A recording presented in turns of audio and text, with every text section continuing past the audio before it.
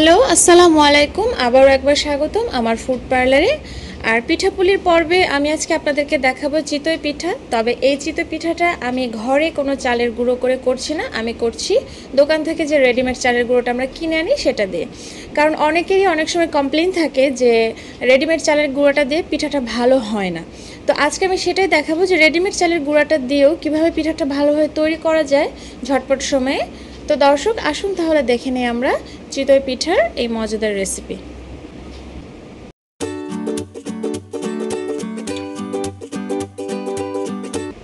তো পিঠা তৈরির জন্য প্রথমে আমি এখানে নিয়েছি 2 কাপ পরিমাণ চালের গুঁড়ো। আর নর্মালি কিন্তু এই চালের গুঁড়োটা, রেডিমেড যে চালের গুঁড়োটা, এটা অনেক ড্রাই থাকে। তো এতে আমি দিচ্ছি 2 টেবিল চামচ পরিমাণ ময়দা বা আটা যেটাই আপনাদের হাতের কাছে থাকে আপনারা সেটাই নেবেন। দিয়ে দিচ্ছি সামান্য পরিমাণ লবণটা আপনারা আপনাদের টেস্ট অনুযায়ী অ্যাডজাস্ট করে নেবেন। এবার হালকা হাতে একটু মিক্স করে নিচ্ছি আর দিয়ে দেব পানি। এখানে আমি নর্মাল রুম টেম্পারেচারের পানি নিচ্ছি, নিয়ে একটা বেশ ঘন টাইপের ব্যাটার আমরা তৈরি করব। তো ব্যাটারটা তৈরি হয়ে গিয়েছে, আমি আপনাদেরকে একটু চামচ উঠে দেখাচ্ছি। ব্যাটারের কনসিস্টেন্সিটা এরকম টাইপের একটু ঘন হবে। এবার এই ব্যাটারটাকে আমি ঢাকনা দিয়ে ঢেকে আধা ঘন্টা থেকে 1 ঘন্টার জন্য রেখে দেব। আপনারা যত সময় রাখবেন ততই ভালো। যদি 2-3 ঘন্টার জন্য রাখতে পারেন তাহলে আরও ভালো, কারণ যেহেতু অনেক ড্রাই থাকে রেডিমেড চালের গুঁড়ো, তো এটা অনেকখানি পানিটা সোক করে নেবে এবং তখন কিন্তু পিঠাটা খেতে ভালো হবে।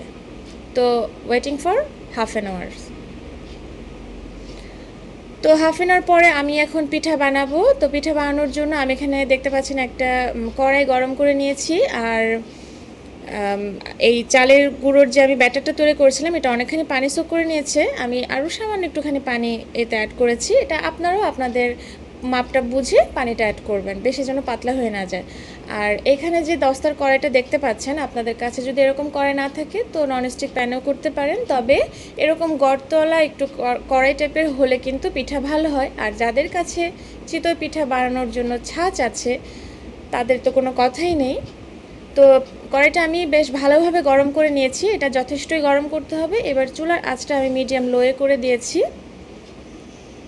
এখন এতে আমি খানিকটা ব্যাটার দিয়ে দেব। এরকম গোল টাইপের একটা চামচ দিয়ে আমি ব্যাটারটা ঢেলে দেব। সাইজটা আপনাদের ইচ্ছা, আপনারা যতটুকুন ব্যাটার দিতে চান, বেশি দিলে বড় হবে, কম দিলে ছোট হবে।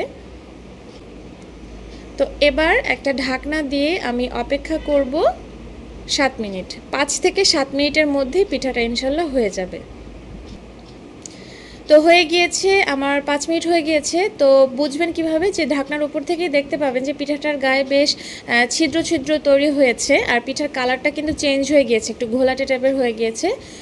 তো এই পর্যায়ে আমি ঢাকনাটা খুলে নিচ্ছি। আর পিঠাটা যদি হয়ে যায় তাহলে কিন্তু নিচ থেকে এমনিতেই আলগা হয়ে যাবে। আর আপনারা যদি বুঝেন যে না এখনও পিঠাটা হয়নি, তো আরও সেক্ষেত্রে 2-3 মিনিট করে বাড়িয়ে রাখতে পারেন।